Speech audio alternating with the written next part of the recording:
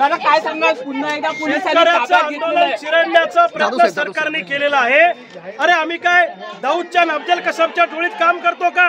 आम्ही सोयाबीनला भाव मागायला आलोय, कापसाला भाव मागायला आलोय आणि सरकारने जे कर्जमाफीचं आश्वासन दिलं होतं ते सरकारने पूर्ण केलं पाहिजे या भूमिकेतनं आम्ही या शांततेच्या मार्गाने आलो होतो।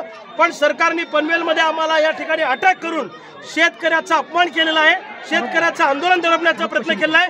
आझाद मैदानावर 20-20 हजार लोक जमतात, त्याला तुम्ही परवानगी देता आणि आम्ही शेतकरी न्याय मागायला आल्यावर आम्हाला पोलिसाच्या बंदुकीच्या गोळ्या घालता, अशी दुटप्पी भूमिका चालणार नाही। त्यांनी आम्हाला अडवलंय। आम्ही काय गुन्हा केलाय? आम्ही कर्जमाफी मागतोय, सोयाबीन कापसाला भाव मागतोय, आम्ही काय चुकीचं केलेलं आहे? आम्हाला अडवण्याचा अधिकार नाही, परंतु इंग्रजापेक्षा सुद्धा भयानक पद्धतीने हे पोलीस प्रशासन वागतंय आणि सरकारच्या इशाऱ्यावर हे नाचतात। गावगाड्यातला शेतकरी याची 100% किंमत चुकती करेल, यांना याची जागा दाखवावी लागेल।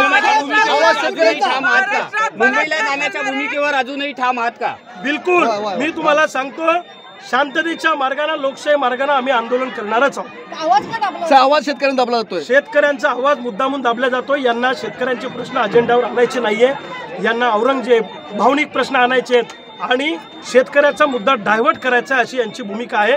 पण असं किती जरी केलं, आम्ही 22 वर्ष झाले चळवळीत काम करतोय, किती वेळा केसेस झाल्या, अटक झाला, फासावर लटकण्याची सुद्धा आमची तयारी आहे। पोलिसाच्या बंदुकीची गोळी झेलायला मी तयार आहे, पण आम्ही मागे हटणार नाही अशी आमची भूमिका आहे। पोलीस सरकारच्या दबावाखाली काम करतात वाटतं का? पोलीस सरकारमधल्या लोकांच्या हातातले बावले आहेत आणि त्यांच्या इशाऱ्यावर नाचतायत। इंग्रजाच्या काळात जशी परिस्थिती होती तशीच आत्ताची परिस्थिती आहे, पण तुम्हाला 100% सांगतो याचे परिणाम सरकारला भोगावे लागतील। शेतकऱ्याचे महत्त्वाचे प्रश्न अधिवेशनामध्ये मांडले जात आहेत।